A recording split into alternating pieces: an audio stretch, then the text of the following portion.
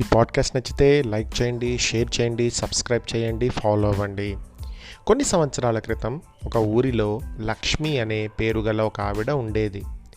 ఆవిడకు రోజు సాయంత్రం ఇంటి దగ్గర ఉన్న పార్కులో ఒక బెంచి మీద కూర్చొని తనతో తెచ్చుకున్న పుస్తకం చదవడం అలవాటు. రోజు అదే బెంచి మీద కూర్చునే అలవాటు పడిన లక్ష్మి గారికి కొద్ది రోజులకు ఆ బెంచి ప్రత్యేకించి తనదే అన్న ఒక భావం ఏర్పడిపోయింది.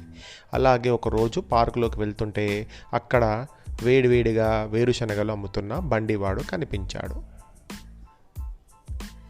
వాసనకి నోరూరిన లక్ష్మి గారు ఒక పొట్లం వేరుశనగలు కొనుక్కొని తన మామూలు పద్ధతిలో తన బెంచికి వెళ్ళింది.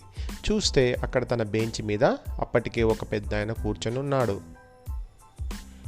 ఇక తన కోపంతో తన షాల్వా, పర్సు కూడా తెచ్చుకున్న ఇతర సామాన్లు చేతిలో వేరుశనగల పొట్లం పక్కన పెట్టి కూర్చొని పుస్తకం తీసింది. చదువుతూ పక్కన ఉన్న వేరుశనగలు అందులోనే వలుచుకుంటూ తినడం మొదలుపెట్టింది. తీరా చూస్తే పక్కనున్న పెద్ద ఆయన కూడా అదే పొట్లంలో నుంచి వేరుశనగలు తీసుకొని తింటున్నారు. ఎంత పొగరు! అడగకుండానే నా వేరుశనగలు తినేస్తున్నాడు.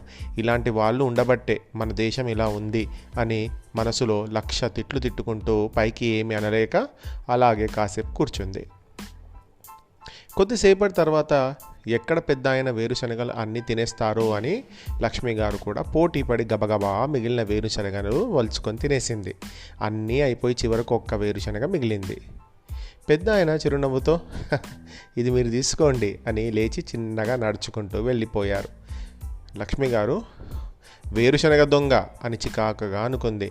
లేచి తన సామాను బెంచి మీద నుంచి తీసుకుంటూ చూస్తే అక్కడ తన వేరుశనగల పొట్లం భద్రంగా తన దగ్గరే కనిపించింది. అయ్యో, అయితే నేనే ఈ వేరుశనగల దొంగనా? పాపం, ఆయన ఎన్ని మాటలు అనుకున్నానో అని చాలా బాధపడింది.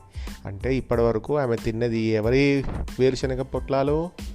పక్కనున్నటువంటి ఆ ముసలాయన తెచ్చుకున్నటువంటి పల్లి పొట్లం, వేరుశనగలు అంటే పల్లీలు, అది తింటూ ఉన్నది.